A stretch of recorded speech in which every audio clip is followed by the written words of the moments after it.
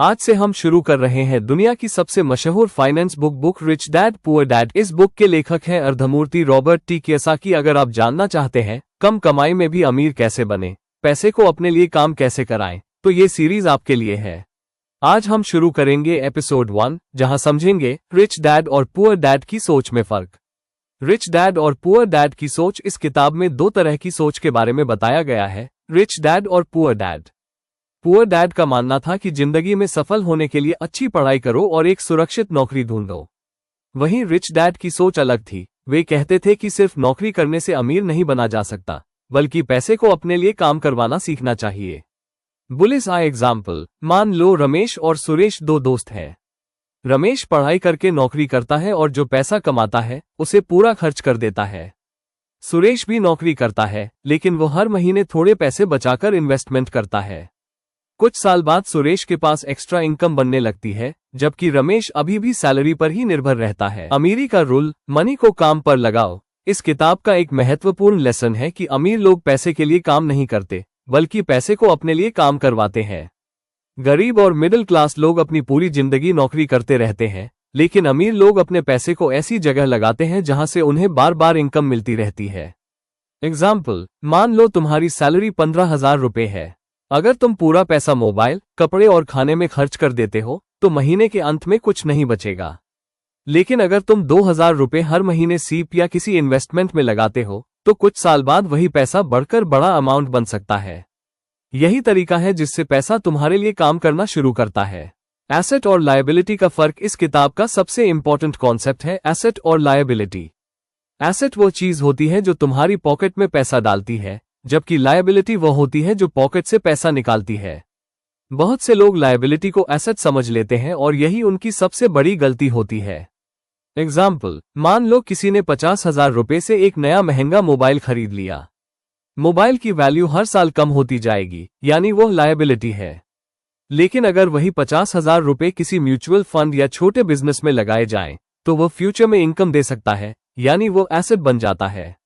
अमीर लोग एसेट्स खरीदते हैं, गरीब लोग लायबिलिटीज खरीदते हैं। रैट रेस क्या होती है? मिडिल क्लास लोग अक्सर एक साइकिल में फंस जाते हैं जिसे रैट रेस कहा जाता है। इसमें सैलरी आती है और तुरंत एमई, बिल्स और एक्सपेंसेस में चली जाती है। फिर अगले महीने सैलरी का इंतजार करना पड़ता है। ये साइकिल सालों तक चलती रहती है और लोग फाइनेंशियली फ्री नहीं हो पाते। एग्जाम्पल, मान लो किसी की सैलरी 25,000 रुपए है। उसमें से 8,000 रुपए रेंट, 6,000 रुपीज खाने में, 3,000 रुपीज एमई और 5,000 रुपए अन्य खर्चों में चला जाता है। महीने के अंत में सेविंग बहुत कम बचती है। इसी सिचुएशन को रैट रेस कहा जाता है। हिस्ट्री और इंग्लिश। लेकिन फाइनेंशियल एजुकेशन के बारे में हमें बहुत कम सिखाया जाता है।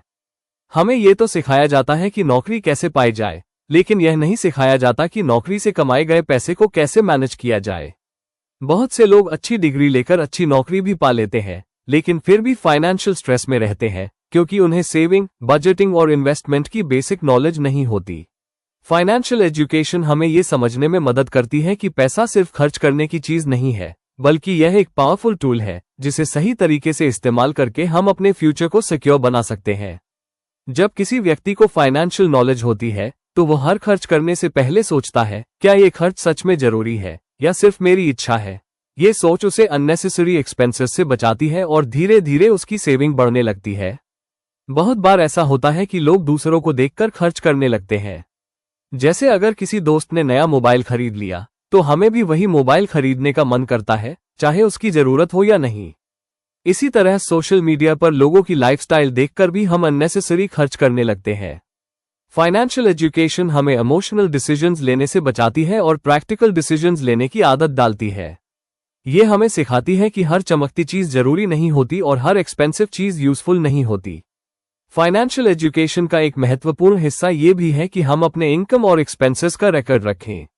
जब हम लिखकर या मोबाइल ऐप में ट्रैक करते हैं कि पैसा कहां से आ रहा है और कहां खर्च हो रहा है, तो हमें अपनी फाइनेंशियल सिचुएशन साफ साफ समझ में आने लगती है।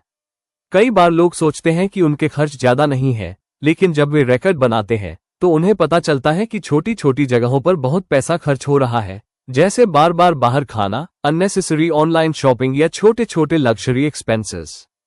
फाइनेंशियल एजुकेशन हमें डिसिप्लिन भी सिखाती है।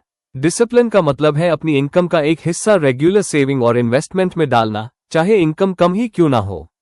शुरुआत में ये थोड़ा मुश्किल लग सकता है क्योंकि हमें अपनी कुछ इच्छाओं को कंट्रोल करना पड़ता है, लेकिन जब ये हैबिट बन जाती है तो धीरे धीरे फाइनेंशियल स्टेबिलिटी बढ़ने लगती है और फ्यूचर सिक्योर होने लगता है।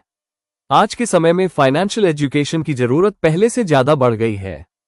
पहले के समय में एक्सपेंसेस कम होते थे और जरूरतें भी लिमिटेड होती थी, लेकिन आज के समय में हर जगह खर्च बढ़ गया है, जैसे एजुकेशन, मेडिकल, ट्रांसपोर्टेशन और डेली नीड्स। अगर किसी व्यक्ति के पास फाइनेंशियल नॉलेज नहीं है तो वह चाहे कितनी भी अच्छी सैलरी क्यों न कमा ले, वो हमेशा पैसों की कमी महसूस कर सकता है।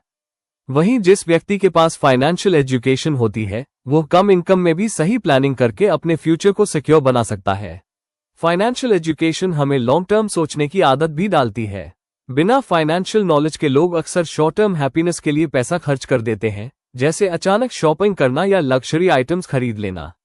लेकिन फाइनेंशियल एजुकेशन सिखाती है कि फ्यूचर के गोल्स जैसे हाउस, एजुकेशन, रिटायरमेंट और इमरजेंसी फंड के लिए प्लानिंग करना ज्यादा जरूरी है।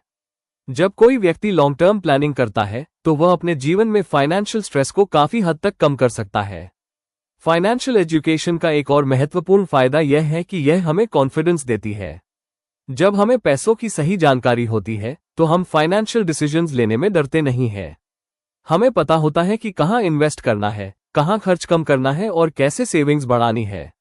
ये कॉन्फिडेंस हमें फाइनेंशियल इंडिपेंडेंस की तरफ ले जाता है, जहां हम सिर्फ सैलरी पर डिपेंड नहीं रहते बल्कि अपने पैसे से इनकम जनरेट करने लगते हैं।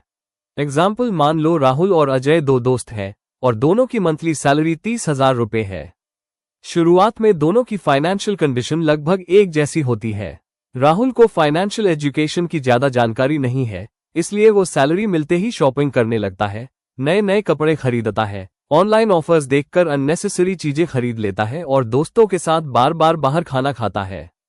उसे लगता है कि अभी जिंदगी एंजॉय करनी चाहिए, सेविंग बाद में कर लेंगे। महीने के अंत तक उसका लगभग सारा पैसा खत्म हो जाता है और कई बार उसे क्रेडिट कार्ड या लोन का सहारा लेना पड़ता है। धीरे धीरे उसके ऊपर ईएमआई और इंटरेस्ट का बोझ बढ़ने लगता है। वहीं अजय फाइनेंशियल एजुकेशन के बारे में सीखना शुरू करता है। वो सबसे पहले अपनी इनकम और एक्सपेंसेस को लिखना शुरू करता है और एक सिंपल बजट बनाता है। वो डिसाइड करता है कि सैलरी का कम से कम 15-20% हिस्सा सेविंग और इन्वेस्टमेंट में डालेगा। शुरुआत में उसे कुछ एडजस्टमेंट्स करने पड़ते हैं, जैसे बाहर कम खाना, अननेसेसरी शॉपिंग अवॉइड करना और लग्जरी एक्सपेंसेस को कंट्रोल करना। कुछ महीनों बाद उसे अपनी सेविंग्स बढ़ती हुई दिखाई देने लगती है, जिससे उसका कॉन्फिडेंस बढ़ जाता है। 2 to 3 साल बाद अजय के पास एक अच्छा इमरजेंसी फंड बन जाता है, जिससे उसे किसी इमरजेंसी में लोन लेने की जरूरत नहीं पड़ती। वहीं राहुल अभी भी सैलरी से सैलरी तक ही जी रहा होता है और फाइनेंशियल स्ट्रेस महसूस करता रहता है। इस एग्जाम्पल से साफ पता चलता है कि फाइनेंशियल एजुकेशन इनकम से ज्यादा इंपॉर्टेंट होती है, क्योंकि सही नॉलेज के बिना ज्यादा इनकम भी लंबे समय तक नहीं टिकती। आपने आज रिच डैड पुअर डैड से यह सीखा कि अमीर और गरीब की सोच में सबसे बड़ा फर्क उनकी सोच और फाइनेंशियल एजुकेशन होती है।